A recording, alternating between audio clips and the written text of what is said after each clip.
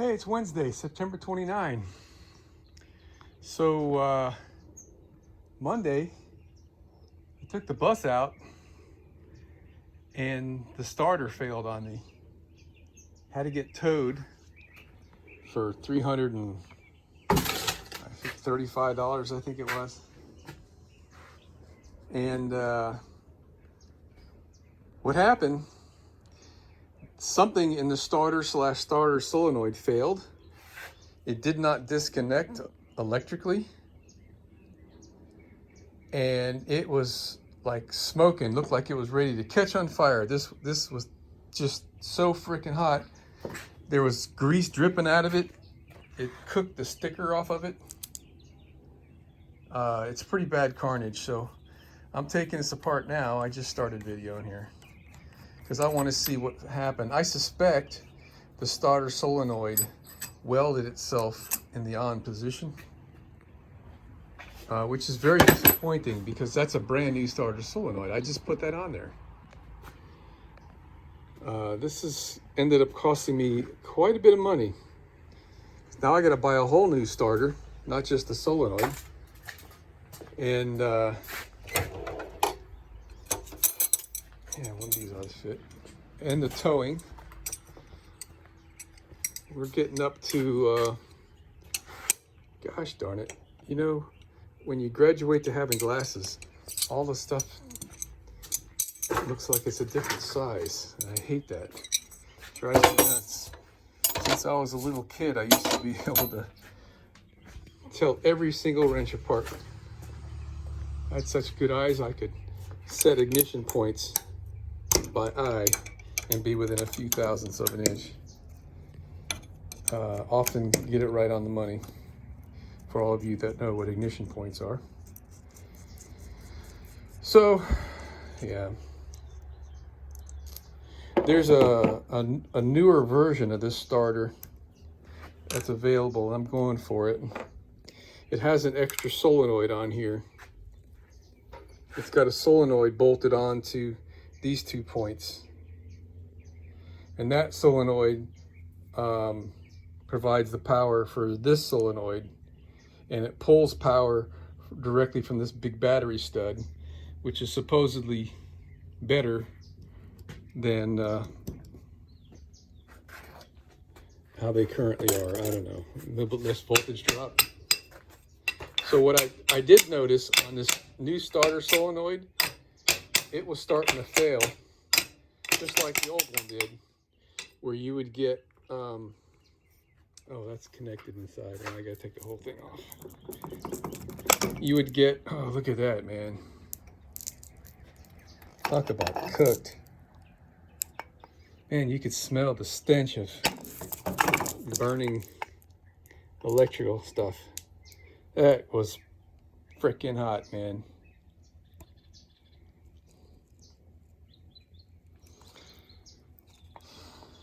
What a shame. It was in perfect condition, man. Just like brand new when I got done rebuilding it. So the, look at that, it turned blue.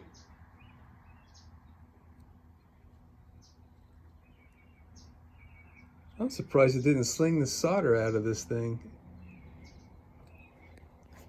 Oh, they're kind of like welded in there, I guess. I don't know. But so what? First of all, I could see is the gear is like stuck out. So this thing is engaged. Yeah, I forget how this comes apart. Here we go. Yeah. Garbage. What a shame.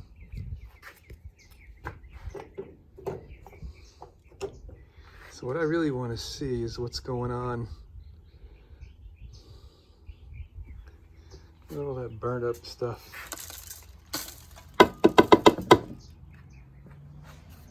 I want to get this thing off because I'm suspecting that it's the solenoid that failed.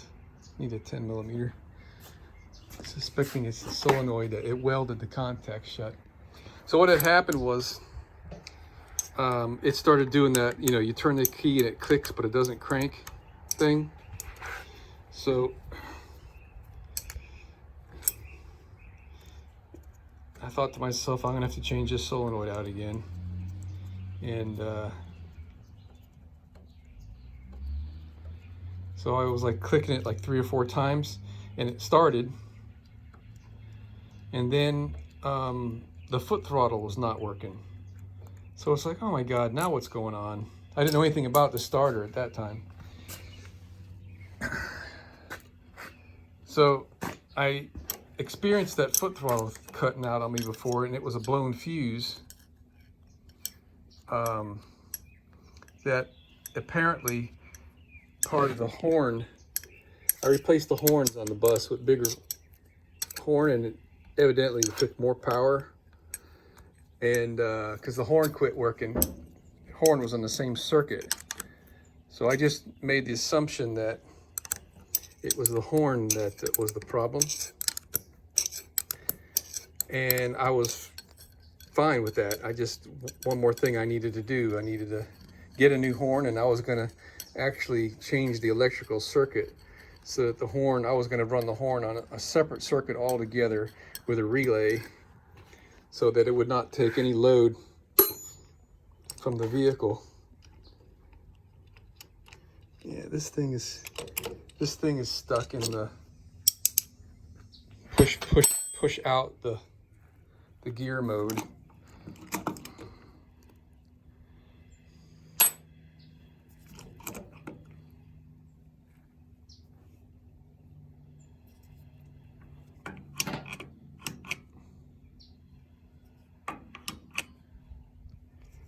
Oh, actually it isn't, because pushing the gear up pulls it in.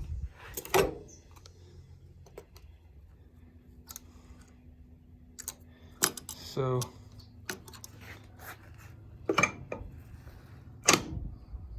I guess the Bendix failed, because the Bendix is what's stuck. It's not, I don't know what's going on.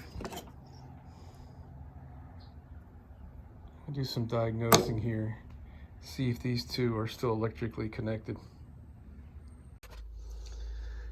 All right, starter solenoid is not bad. It's working perfectly. It's an open circuit until you push this all the way down, and it makes the circuit just like it's supposed to. I don't know why the gear is extended on this thing and stuck out. That might be the result of just being physically abused like hell and burned up.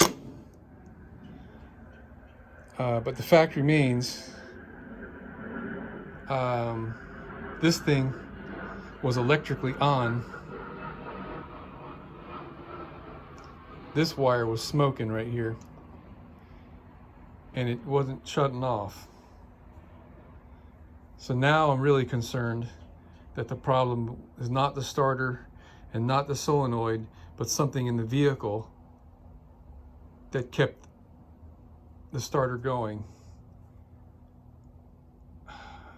What's more perplexing for me is that the starter on this vehicle, the starter solenoid that is, gets energized via the computer. The ignition switch goes to the computer, and the computer tells the starter when to come on. So a failure in the computer system could be the cause, which I would hope that that is really not the case. But now I'm really, really concerned that this might happen again.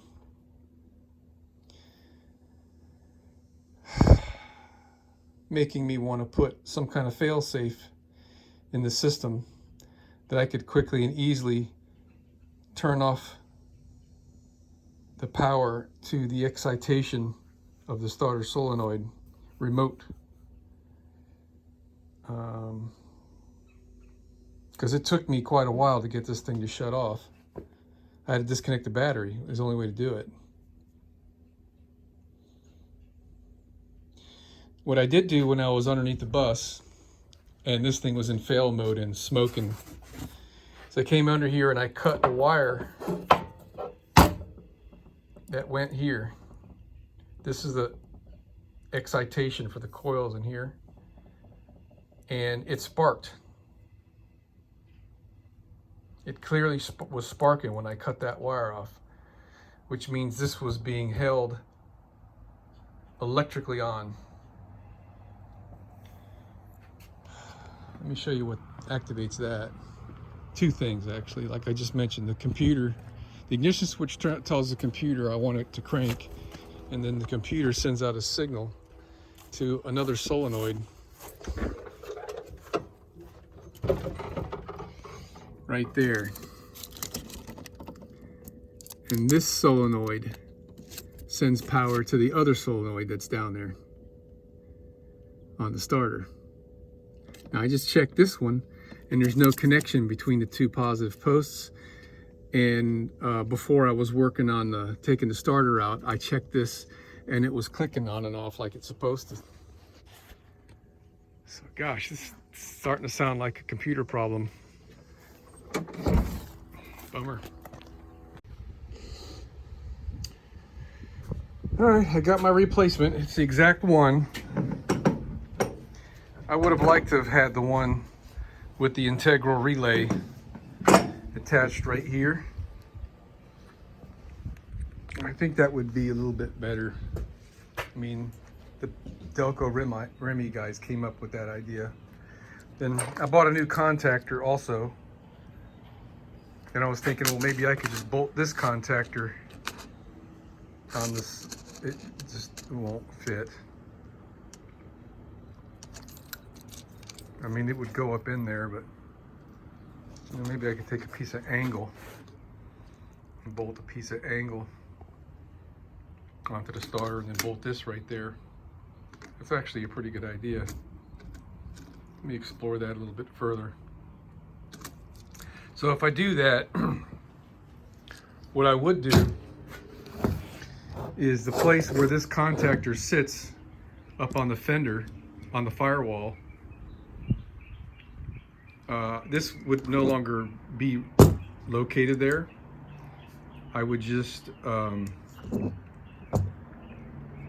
use the one wire that goes down to the starter now currently and connect that to the wire that feeds the positive that excites this thing currently. So it would just be extending the wire. Then I could locate this down there by the starter, and the difference would be it'll be a shorter length of wire, because right now it looks like it's a number 10 gauge wire coming from the starter positive, coming all the way up to the firewall where this is, connects to one of these, then the other one connects to the other side, goes all the way back down to the starter,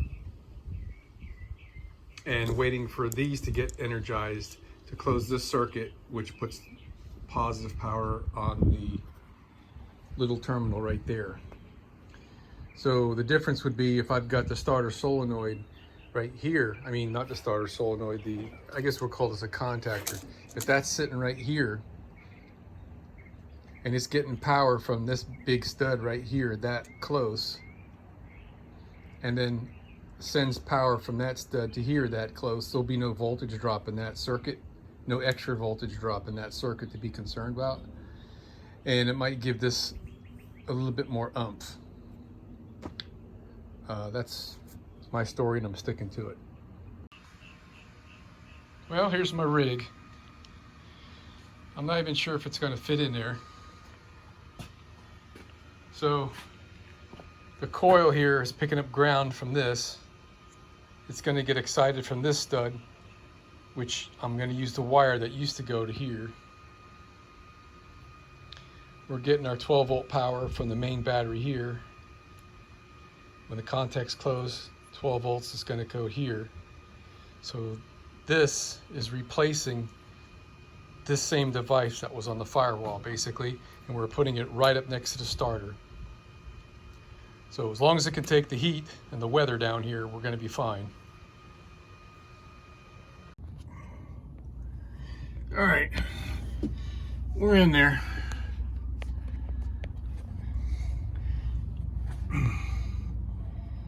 So fits pretty good. Arc straight. I got some cable management to deal with. There's a clamp that holds all this stuff together. These two go on top.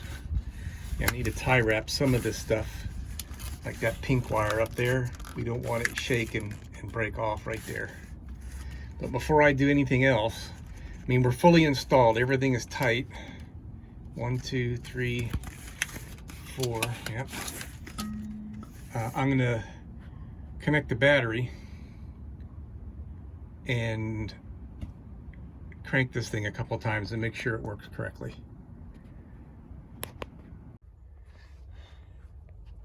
All right, got her done. You almost can't even see the starter anymore, can you? All right, got our everything all tied up with the clamps and stuff. There's all of our new parts that we put in there. Starter, good to go. Done with this puppy. Let me show you what I did on the top. All right, so I gotta button this up, but this is where the contactor was. You can see the imprint of it on the firewall. And right here is 2 wires that were hooked onto the positive side of the contactor. This is the wire that runs down, and it's picking up the positive power from the battery terminal off the starter solenoid. So it's providing positive 12 volts power to this other wire, which is going inside the cab. This little wire right here used to go to the contactor to excite the coil. Now what I've done is I've connected it with this switch to this wire, which goes to the new contactor that I put down there on the starter. So I don't have 100% confidence that I don't have a computer problem that caused this whole snafu to happen. I don't know if this contactor welded shut and that kept the starter going. I don't know if the solenoid down there on the starter is what stuck. I don't know if it was just the starter that mechanically got stuck. I don't know what's going on here, but if for some reason the computer system causes this wire to stay activated, I can run out here and pop the hood and shut this switch off. Now, this is just a temporary rig, which may just stay on there forever. That's a waterproof military grade, aircraft grade switch. I'm gonna tape all this up really good with tape so we don't have to worry about a short circuit on any of this stuff. And yeah, that's gonna stay there for a while. So I don't want to burn out another starter.